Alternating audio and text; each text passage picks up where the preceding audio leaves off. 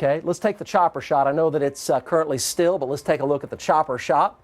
And John Welsh is on that storm as well. Let's go ahead and take a look at it. On the bridge line, yes, right here. So here's the chopper shot looking at it, and he's right here on the backside of the tornado right now. He's very, very close to it. It's very low to the ground. Let's go to Chance Cold Iron with an update. Chance? So this is going to be on the west side of Hickory, and let's hope that it continues to perhaps go between the two. I tell you, though, it's definitely making a move more up toward Rolfe. It's making a move more up toward Rolfe, and this might actually be some of the debris related to the tornado right there. Yeah, look at that. So you see there's kind of a bright spot right there from the chopper, and this may be related to the tornado itself right here from the chopper looking at it live. Now, let's go back over to Max 3. It is lifting more, a little more to the north, and this is all debris here. This is all debris, this purple right here, so it's trying to lift up more toward Rolfe. Okay, so tornado precautions, safest place you know. Hickory to Rolfe, we're giving you a lot of warning, lead time on this. You can't take it lightly. Mobile homes are not safe at all. Talking about a mile-wide F4 type tornado, winds give or take 200 miles per hour, and it's now heading up toward Rolfe, and it may still go through Hickory. But right now it might try to go right in between the two locations. We hope that it does, at least for those two towns. Anybody that lives between Rolfe and Hickory, you're in immediate danger right now. Very, very large tornado here continues on the ground, filled with a lot of debris. Who do we have here on the bridge line? Chance or Jeremy? Go, guys. Yeah, Mike, I'm coming into Hickory right now. The tornado is jogging off to the north. It's completely rain-wrapped right now, but you can still hear it. So people in Rolfe need to be in their shelters right now.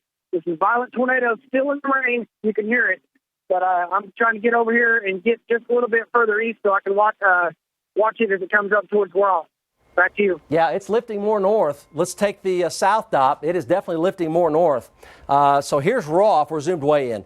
Sulphur, just on the south side of the tornado, had winds almost 90. And they were not even like right next to the tornado. The winds were 90 miles an hour. So it gives you an idea of the powerfulness of this rotation of this mesocyclone. And the tornado vortex is now 3.5 miles west-southwest of Rolfe. It has definitely taken a little jog more to the north. So the path here, the red line, center line, is going to be right between Hickory and Rolfe, but there's damaging winds all around the tornado because of the size of the mesocyclone, the parent circulation of the tornado itself. But the tornado vortex clearly visible right there. It's on the Murray County, Pontotoc County line exactly. And it's exactly 3 miles due southwest of Rolfe, and it's made a little more turn up to the northeast. So it's going to cross here. Hickory, damaging winds. You may still have a tornado. Rolfe, damaging winds, and you may have a direct hit from a tornado. If it turns any more to the north, it's going to go into the south side of Rolfe or right over Rolfe. If it turns at all to the south, it's going to go through the northern sides of Hickory. But right now, it's 3.5 northwest of Hickory and 3 southwest of Rolfe, and it's moving basically due east. Let's try to jog a little bit more up to the north. Who do we have there in the stream that we can take? Let's talk to Chance again. Okay, we have Mark Dillard and Emily. Let's go up to that storm in Max 2.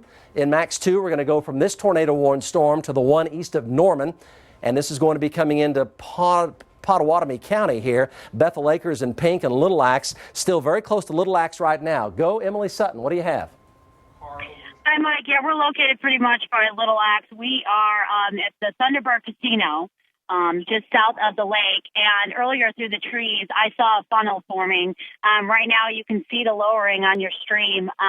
It has a rather broad circulation, but we've been watching it recycle. And we're at Little Axe School right now.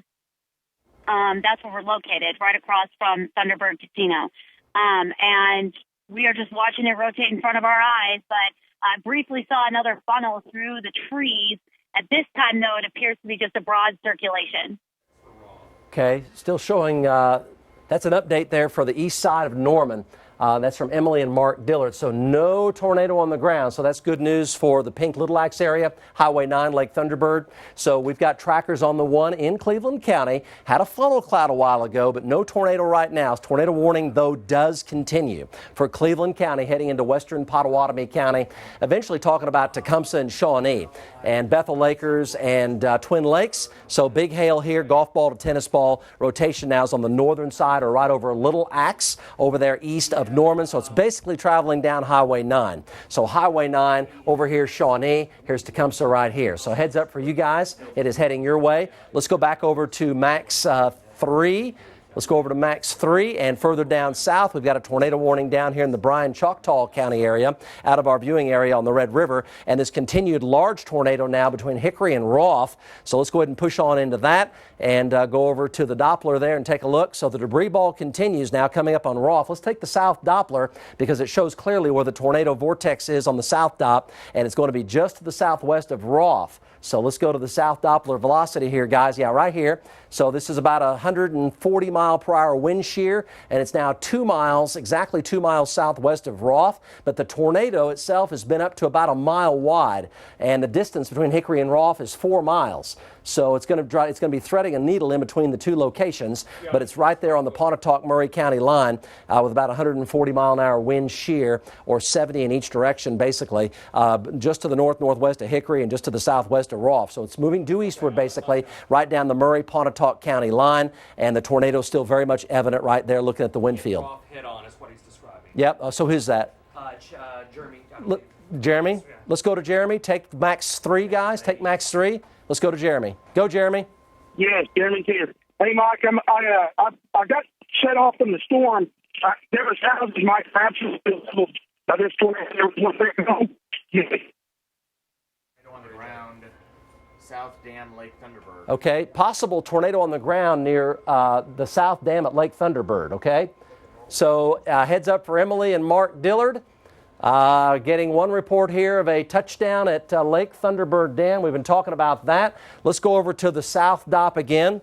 So we're going to go up and talk to Emily here momentarily. The tornado vortex very clearly visible right here. It's right here. So again, it's on the southern sides of Roth, and it's very close to Roth here. It's now less than a mile. The middle of it is less than a mile south of town, all right? So if it doesn't lift, we can assume there's going to be some damage in through here if it doesn't lift, because it's still on the ground, and there's likely damaging wind in Roth right now because the vortex is just about a mile due southwest and south-southwest of Roth, but it's a big tornado right now.